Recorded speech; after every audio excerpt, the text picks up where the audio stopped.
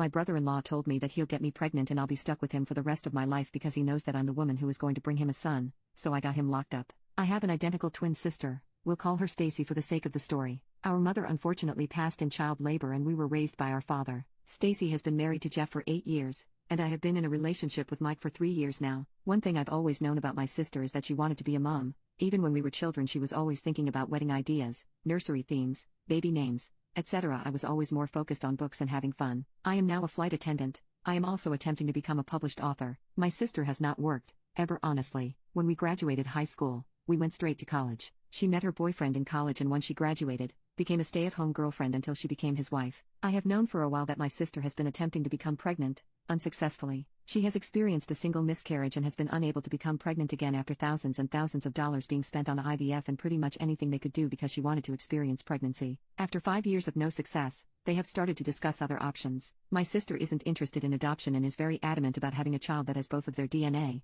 her words not mine. About 3 weeks ago she came to my house and we were hanging out as we usually do, just chatting and watching Modern Family. She told me she had a serious question and needed to ask me while she still had her nerves. It scared me, but she asked if I could be her surrogate. I was frozen for a second and asked what she meant. She told me that I knew what a surrogate was. She needed me to be her surrogate. I expressed that she knew that I wasn't interested in having children. This could be due to how we came into the world, but I'll be honest and say I have never found the thought of having children appealing in any way. I told her that I would have zero issue with donating my eggs to her. However many she needed, she could have them all, but I could not carry her child. Upon hearing that, she became so angry. Her face was so red and she was just yelling about how it was obvious how jealous and hateful I was because this is a small task. I didn't want to bring it to her attention, but she has always spoken about having more than 4 kids. Would the expectation be for me to do this every time? I don't know. I'm starting to feel so bad. She ended up telling me that if I couldn't do this one thing for her, how could I ever call myself her sister? She broke a picture of us I have sitting on my mantle and stormed out. Since then she's only texted me pictures of her diaries from when we were kids,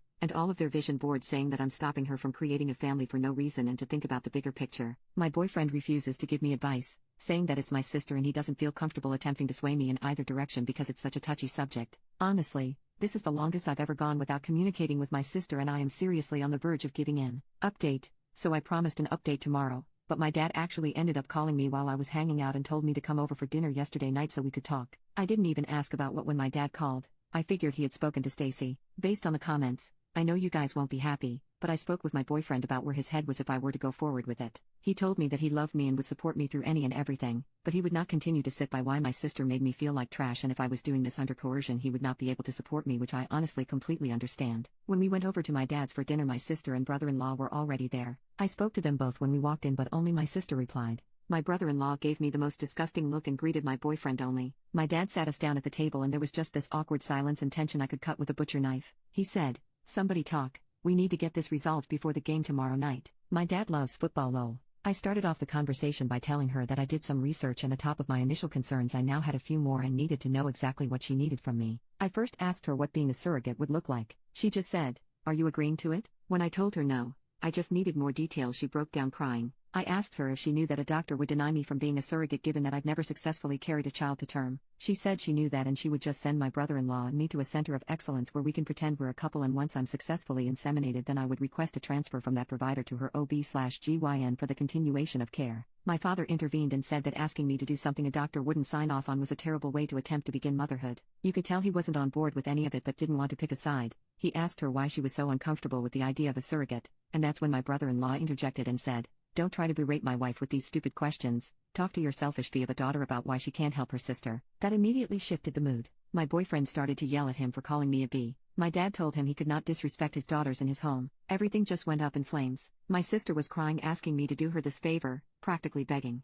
I told her that if I could trade places with her I would, but I was scared and just didn't want to die. I think that was the first time I had said that out loud ever. We couldn't get more solved after that. My dad asked my brother-in-law to leave because he couldn't control himself and refused to apologize. When he was walking out, my sister told him she would meet him in the car, and asked me to come and talk to her on the porch, just the two of us. I went out with her and she apologized for her husband calling me a bee, said that they were just on edge and it's been stressful. I told her that she shouldn't apologize for him and that we'd figure something out. She asked me to reconsider and just kept saying, "You don't get it, you don't understand." When I pressured her for more, she admitted that her in-laws made a cruel joke at one of their dinners recently about how she was a murderer, referring to the child she lost. She said she asked him why he didn't stand up for her when they made the joke, and he said because it was true. He made some weird comments about her not being able to make up for it and how he was so excited to see what their child would look like, and how he would never be able to look into a child and see pieces of them both. So she had the idea of me carrying the child and he was super on board. But the way she said it was like he planted a seed and she seems to believe it was her idea. She said she hadn't seen him that excited since the baby and she just needed my help to get everything back to normal. I tried to explain to her that nothing would ever be normal again and that what she was trying to do was the wrong thing. But he just started blaring the horn, rushing her to the car, and she said she'd call me later. I feel like I may lose my sister, but I now am not even willing to donate my eggs for her to have a baby with him. I had no clue that his family was pushing so much guilt onto her. I have literally been jumping at my phone every time it rings because I know she'll be calling soon and I'll have to tell her that. I'm terrified I'll lose my sister, but I can't and won't do this. Update 2. My sister called me back the next morning, the day after he called me a B. I unfortunately missed the call because I was in the shower. When I called back, no answer. It was a normal day until we got to my father's house that night for football. Kickoff had just happened when my sister walked in. She asked my dad if he could come outside and talk to her husband. My dad said no because the game was on, and he could either wait until the commercial break or he could come in and apologize like a man in front of everyone who witnessed him disrespect me. She took a breath and told him how he wasn't being completely fair. She tried to bring up a previous situation drawing likeliness and it infuriated my father. He told her how he didn't raise her to make herself small and weak for a man, and said whatever he did that made her think this is how you have a healthy relationship. He was sorry for failing her as a father. Her eyes started to water and she just stormed out without another word. When I went out to my car after the game was over, I had 2 flat tires and a broken passenger front window.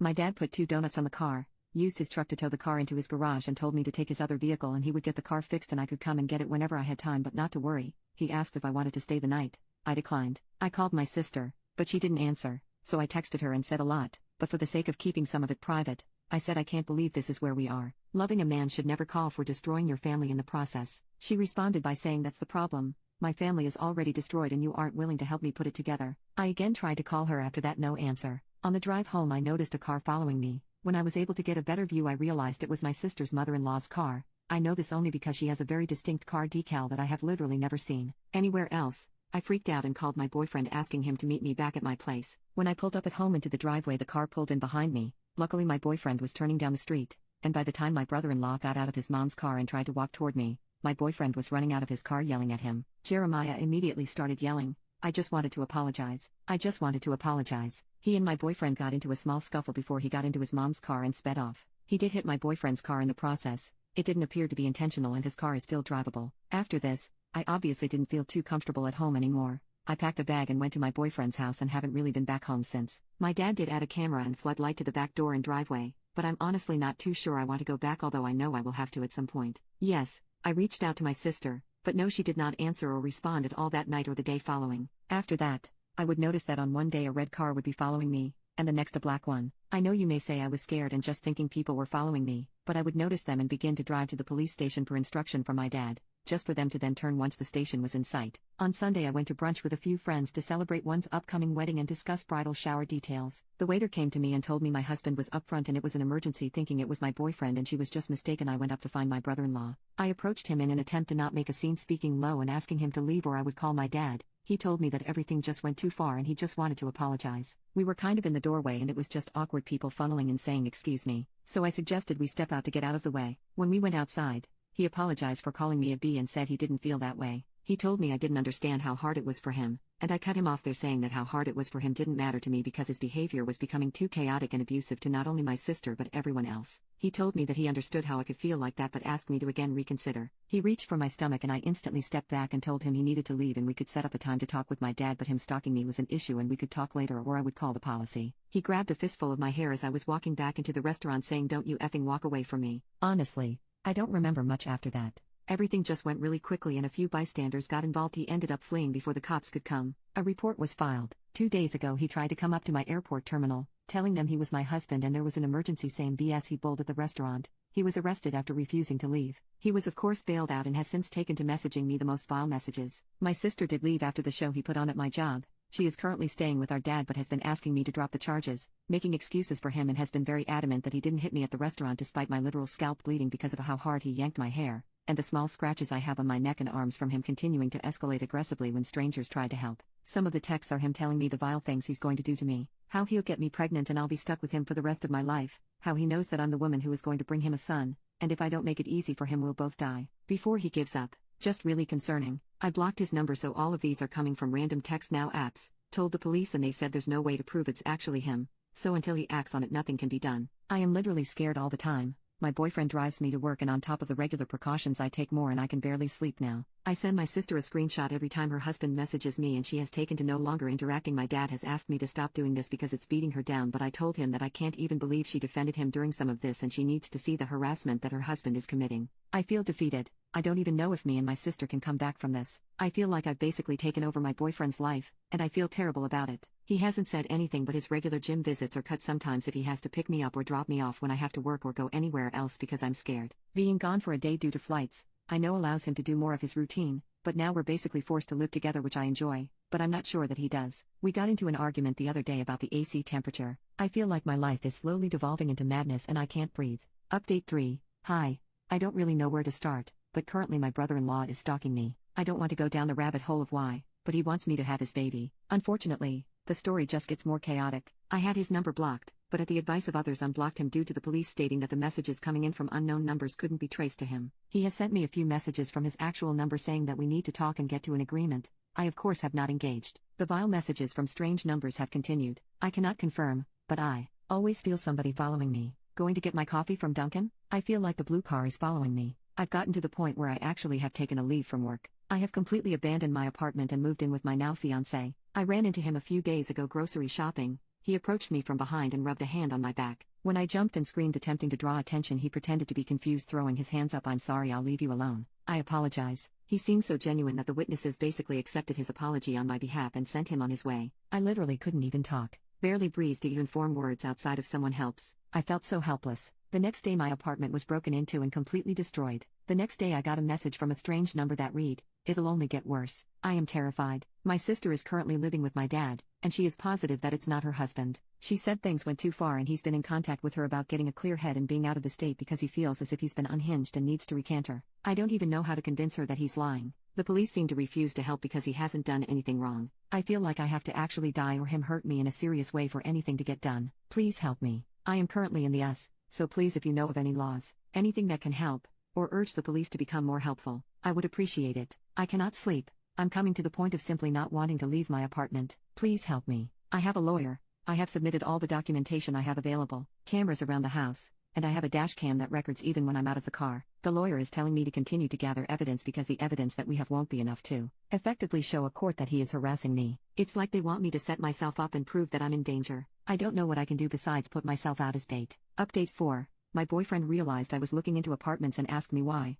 I told him that I felt like he wanted his space back to himself and he proposed. I'm literally engaged. Now I feel a lot better about taking over his apartment. Lol. My brother-in-law approached me in a grocery store. I, unfortunately, did not do well with standing up for myself there. Not my best moment. He broke into my home, did some damage in my bedroom, and broke a few things in my kitchen that he knows I love. Mugs and an espresso machine. No, I wasn't there, and yes, cameras were installed after I took a leave of absence from work. Basically stayed holed up in my fiancé's, holy crap, apartment. My sister had been ignoring my texts and not engaging with me until I got a random call. When I answered, she was on the phone sobbing. I asked her what was wrong, thinking something happened to our dad. She explained that she had been following her husband and she knew he was following me. She said she was telling me because she went to the police and they explained they were sending someone out to talk to me. We sat on the phone for 5 hours. She explained that after the hair pulling incident her light bulb went off and she went into private investigation mode. Explained that it got to the point where she was concerned for my safety, which is why she made the decision to go to the police. She apologized for putting so much pressure on me.